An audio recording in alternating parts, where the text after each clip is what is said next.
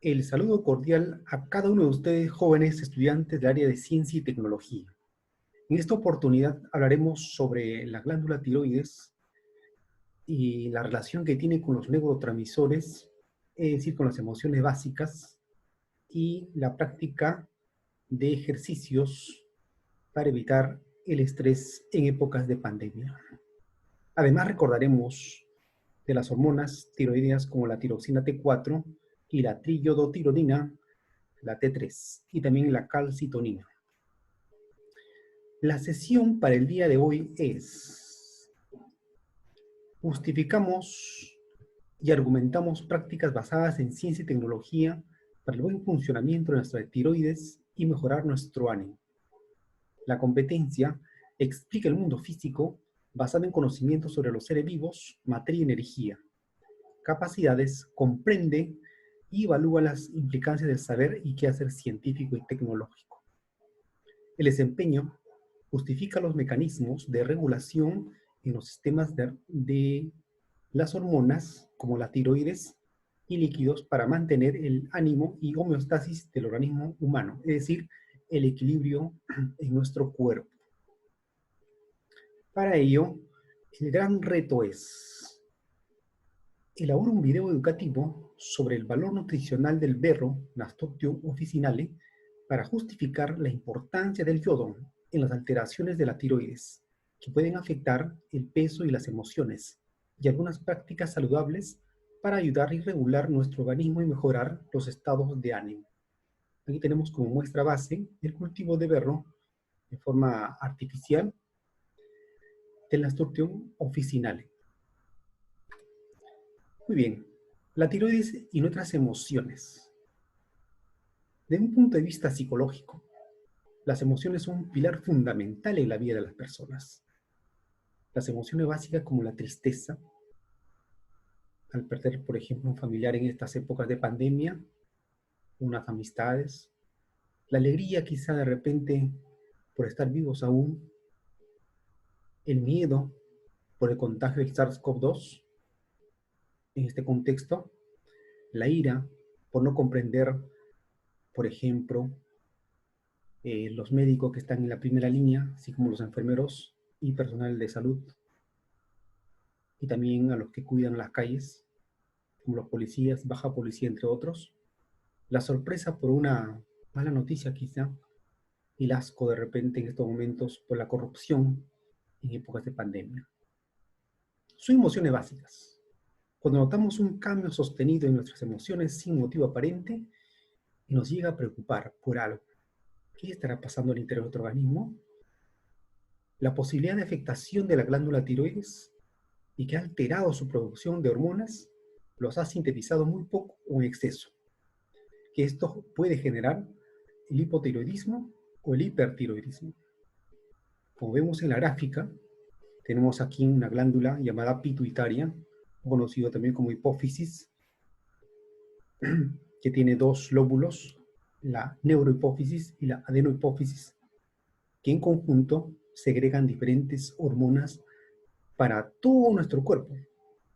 Por lo tanto, la tiroides, como la TSH, hormona estimulante de la tiroides, está ubicado aquí en la glándula tiroidea, con la forma de mariposa, en la parte frontal del tráqueo. Entonces, tiene una relación directa con el cerebro. En este caso, en la base, en la cía turca, que es la hipófisis o glándula pituitaria. La actividad de la tiroides en el cerebro.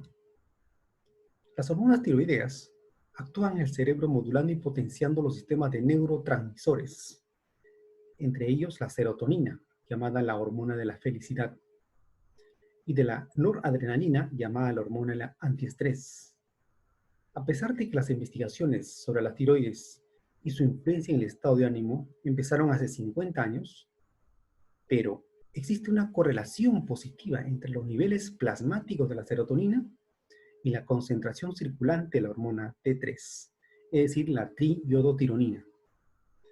La serotonina cerebral disminuye en el hipotiroidismo y aumenta en el hipertiroidismo.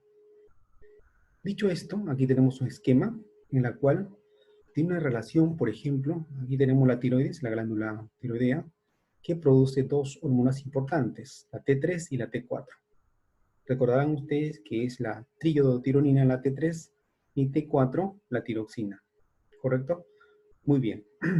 La hormona estimulante de la tiroides y la hormona, en este caso, que segrega el hipotálamo. Muy bien. Esto se encuentra básicamente en el cerebro, por eso tiene una relación directa con la glándula tiroidea. Génesis del hipohipertiroidismo. Como mencionábamos, las hormonas tiroideas, tanto T3, T4, modulan también el número de receptores llamados alfa y beta, es decir, las radiaciones alfa-beta durante el sueño, en la corteza cerebral y en el cerebelo, modulando la respuesta a la hormona noradrenalina. En el hipotiroidismo, la disminución de receptores adrenérgicos podría explicar la hipoactividad neuronal y con ello genera lentitud, por lo que hay aumento de peso, problemas de memoria, apatía, melancolía, tristeza que pueden conllevar a la depresión. En el hipertiroidismo escasean la serotonina y noradrenalina y en consecuencia la persona experimenta mucho nerviosismo, ansiedad, preocupación extrema, entre otros trastornos psíquicos. Entonces, aquí tenemos dos aspectos importantes, clarísimos, cuando disfunción de la hormona tiroidea, tanto para hipotiroidismo y el hipertiroidismo. Una relación donde mencionamos alguna de ellas, por ejemplo, mientras que el hipotiroidismo, cabello seco y grueso, hiper, caída de cabello, por ejemplo. Otro, la artritis, la intolerancia al frío, la depresión, aquí también los latidos cardíacos rápidos, entre otros. Son algunas características, síntomas que te mencionan si puedes tener el hipotiroidismo o el hipertiroidismo. Luego veremos con un cuadro más transparente a continuación. Ahí está. Los síntomas de la disfunción de la tiroides, lo que hablamos hace un momentito. Ejemplo, tenemos las características básicas. Estado anímico, por una persona con hipotiroidismo, apatía, depresión. Hipertiroidismo, irritabilidad. En la crecimiento y desarrollo, aquí crecimiento alterado, crecimiento acelerado, por ejemplo. Actividad y sueño, lentitud y mucho sueño. Hipertiroidismo, actividad incrementada, poco sueño. Temperatura, intolerancia al frío, intolerancia al calor. Son extremos generalmente, ¿no? Son extremos. Cambios de piel, piel áspera y reseca. Aquí normal. Sudoración no hay. Aquí excesiva. Pulso muy lento. Aquí muy rápido. Síntomas gastrointestinales. Apetito disminuido. Aumento de peso. Estreñimiento. Aumento de apetito aquí. Disminución de peso. Mayor frecuencia de defecación, entre otros. Reflejos lentos, rápidos. Concentración de T4, es decir, la tiroxina en la sangre, hipotiroidismo es disminuido y aquí es incrementado. Por lo tanto, es importante mencionar que todas las personas deben realizarse una evaluación del cuello para controlar el normal tamaño de la tiroides y así identificar de manera temprana algún trastorno de la glándula tiroidea. Afecta el funcionamiento de todo nuestro cuerpo y contar con ayuda médica nos permitiría acceder a un tratamiento adecuado. Fuente de yodo para reforzar la tiroides. Las fuentes son diversas, los alimentos ricos en yodo, pero el organismo humano no produce yodo porque es un micronutriente. Al requerir pequeñísimas cantidades, o sea, a nivel de microgramos, ¿ya? Debemos recibir de alimentos, o sea, indirectamente. La mayor fuente de yodo es la sal iodada, es decir, es importante consumir, pero no exceso tampoco. Sea esta de mesa, de cocina sana o de la industria alimentaria. Todos ellos hay diversos, por ejemplo, sal de maras, por ejemplo, ¿cierto? Sal tratadas, en este caso, el Ministerio de Salud debe supervisar y vigilar a las empresas que producen, que almacenan, transportan y comercializan la sal destinada para el consumo humano, es decir, debe ser fortificado con yodo y flúor. Otros alimentos que son ricos en yodo proceden del mar, es decir, todos los recursos hidrobiológicos, pescado, algas, mariscos, crustáceos, también los vegetales. Tienen yodo del suelo, por lo que su contenido es variable, pero siempre es mucho menor que el de los alimentos marinos. Gracias al yodo, la tiroides cumple muchas funciones, entre ellas la formación cerebral y la agudeza mental. Por lo tanto, ayuda en el aprendizaje. Asimismo, la movilización de las grasas favorece la circulación sanguínea. Entonces, es importante eh, la combinación, la asimilación de alimentos hidrobiológicos y también de los vegetales.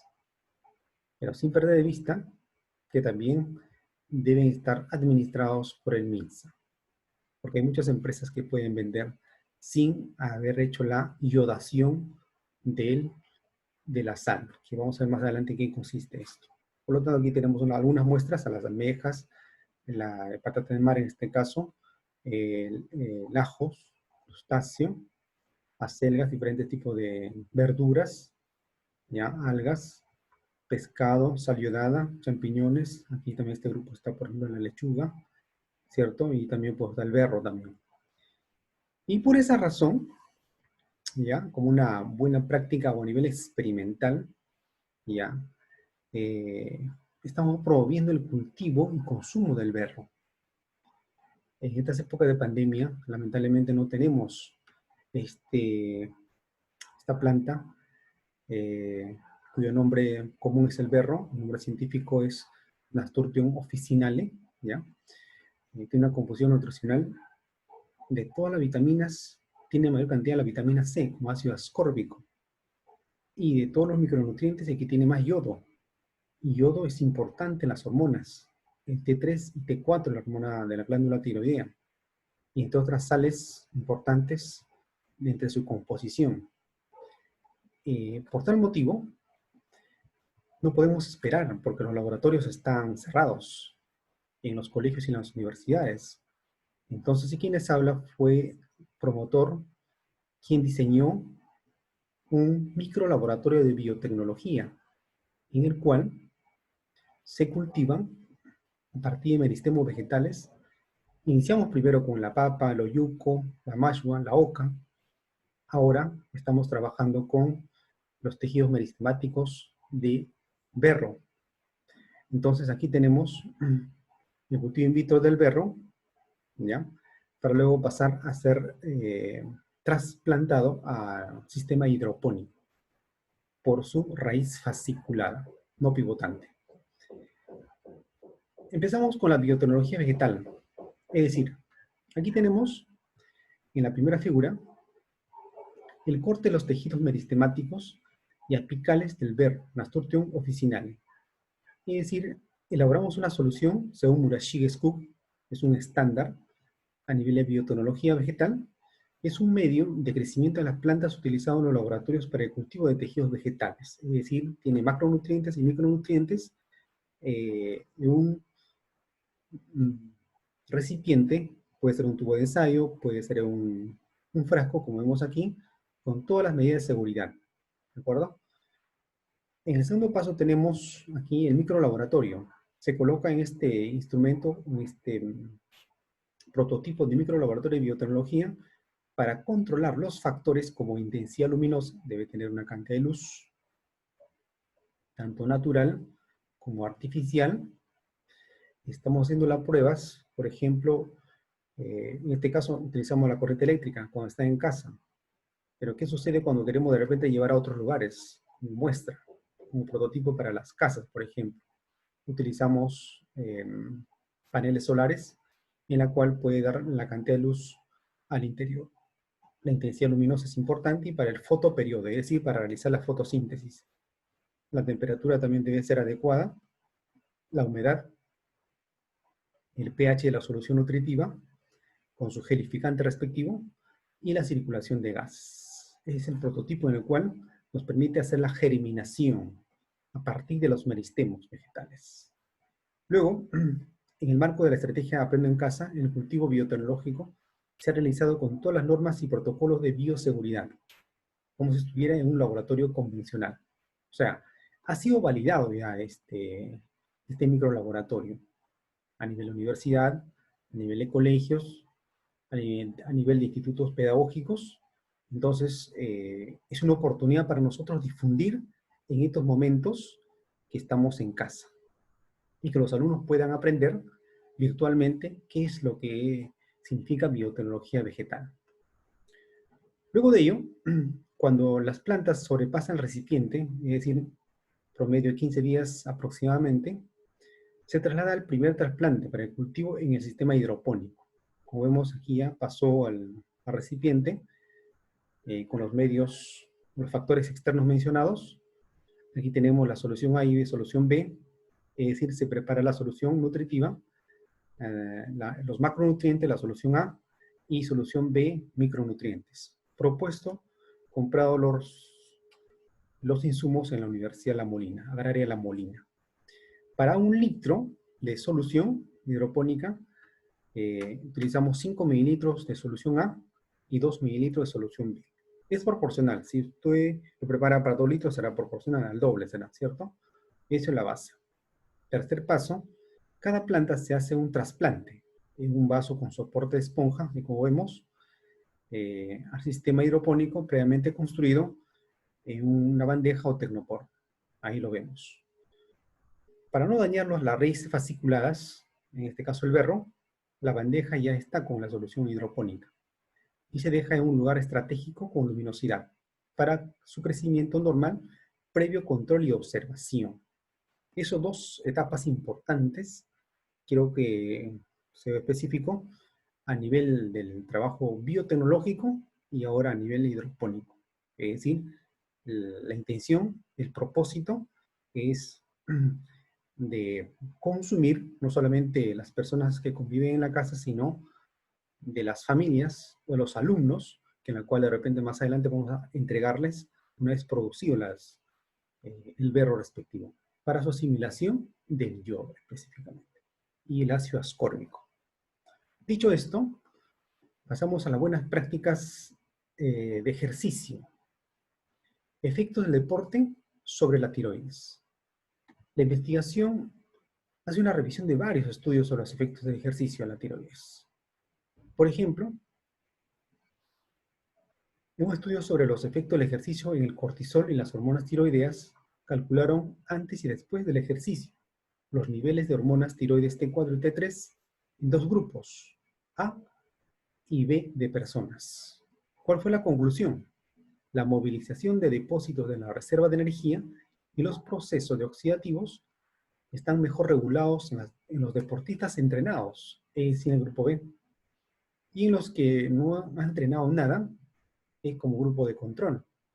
Entonces, aquí vemos, por ejemplo, una persona con todos los protocolos en épocas de pandemia, y aquí la persona, como se queda en casa, tiene de todo, duerme, come todo. Entonces, no hay una formación de las hormonas adecuadamente a la tiroides.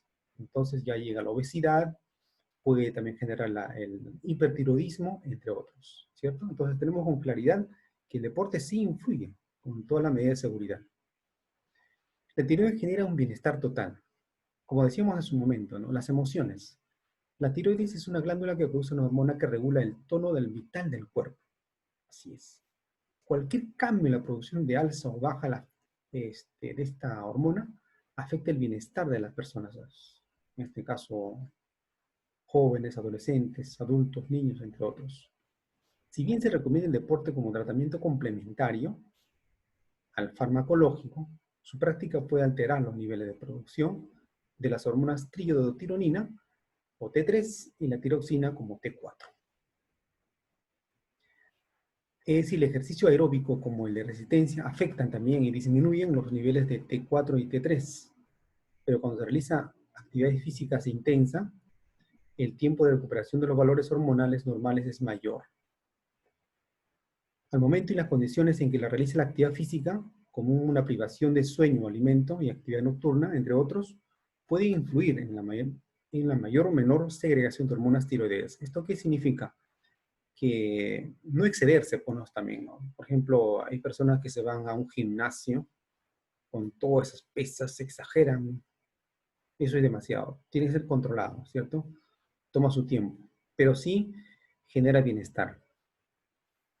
Actividad física y salud mental. También hubo una investigación hecha en Madrid, España, y también en el Perú, cuyo objetivo era analizar la relación entre la actividad física, los niveles de salud mental y la vulnerabilidad a los trastornos mentales.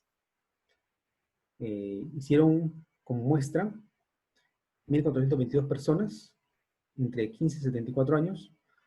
Obviamente utilizaron un instrumento que es el cuestionario. ¿Qué conclusiones llegaron?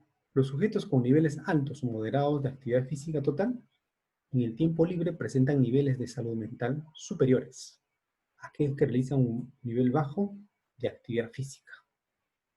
Además, el nivel de actividad física realizadas en el tiempo libre se relaciona de forma inversa con la vulnerabilidad a los trastornos mentales. Quiere decir que el que no hacían las prácticas, en este caso, tenían unos pequeños trastornos de diversos tipos, como ansiedad, estrés, entre otros. Estos resultados podrían ser relevantes de cara al desarrollo de políticas y estrategias encaminadas a la mejora de la salud de la población en tiempos de pandemia. En estos momentos, la salud mental de las familias, tanto del Perú como del mundo, se ve muy afectada. Si no regulamos nuestra psicología, como decía Christian Barnard, todo está en el estado mental. Si piensas en positivo, tus hechos también serán positivos. Si piensas en negativo, ya estás en proceso de ansiedad y tu salud mental va deteriorando. Entonces, hay que sacar las fortalezas, esa actitud positiva, esa resiliencia en la cual nos permite salir adelante. Recomendaciones de la OMS sobre la actividad física. Bueno, hay diversos tipos de sugerencias. Por ejemplo, desarrollo del aparato locomotor, es decir, fortalece los huesos, los músculos, articulaciones. Desarrollo del sistema cardiovascular, es decir, el corazón y los pulmones están en actividad. Aprender a controlar el sistema neuromuscular. Imagínate estar sentado todo el día, hasta los pies se doblan. Entonces queremos que esto debe ser controlado, los movimientos, entre otros. Mantener un peso corporal saludable. Claro, algunos comen demasiado y se sientan y duermen en el sillón y aumentan de masa corporal. ¿Cómo estará su índice de masa corporal? Entonces, efectos psicológicos. Gracias a un mejor control de la ansiedad y la depresión, permite esa actividad física. Puede contribuir al desarrollo social de los jóvenes, dándoles la oportunidad. Así es.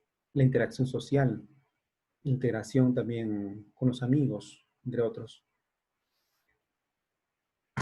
La OMS establece como mínimo 60 minutos diarios en actividades físicas de intensidad moderada o vigorosa para la salud de 5 a 17 años. La mayor parte de este tiempo debe estar dirigido a actividades aeróbicas, aproximadamente 3 veces por semana. Además, la OMS recomienda sobre la iodación de la sal. La deficiencia de yodo causa retraso mental en los niños, así como agrandamiento de las glándulas tiroides, el bocio, y deficiencias en las hormonas tiroideas en personas de todas las edades.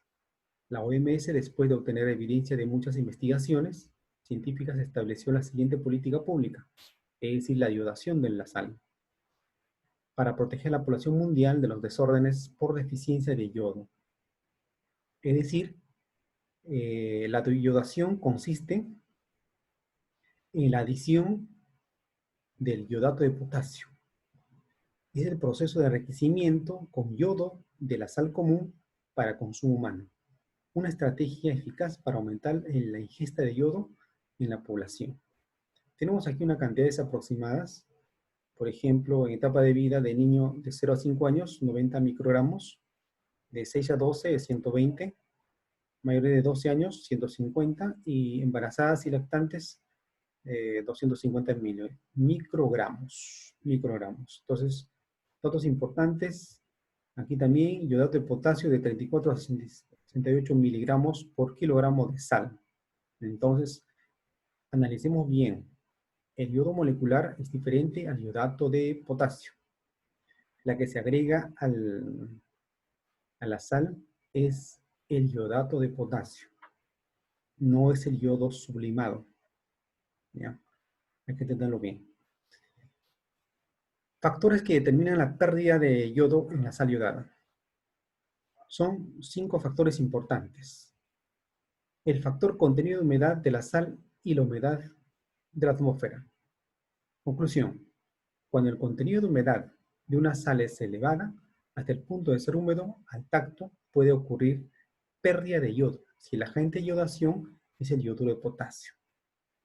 Es decir, hay empresas que en vez de agregar iodato de potasio, agregan yoduro de potasio, y que esto se puede perder rápidamente. La luz, el calor, la corriente excesiva de aire y en general las condiciones atmosféricas, al exponerse a la luz solar, la sal iodada con yoduro de potasio pierde una cantidad considerable de yodo. Ahora bien, si la sal iodada con yodato de potasio no registra pérdida alguna, entonces hay que diferenciar yoduro de potasio, que rápidamente se puede perder con la humedad, porque es higroscópico, ¿ya? Mientras que el yodato de potasio no, tiene una duración más tiempo. Las impurezas cristalizadas con el cloruro de sodio de la sal. Si una sal iodada con yoduro de potasio no está desecada, la humedad que contiene se mueve en varias direcciones, llevando consigo yoduro disuelto. Esto quiere decir, por ejemplo, muchas veces utilizamos en la casa, utilizamos la cuchara o el objeto húmedo y lo echamos junto al salero, por ejemplo. ¿Qué estamos haciendo? Estamos humedeciendo. Entonces, eso no está permitiendo el control. La reacción, los factores relativos a la acidez o alcalinidad de la sal.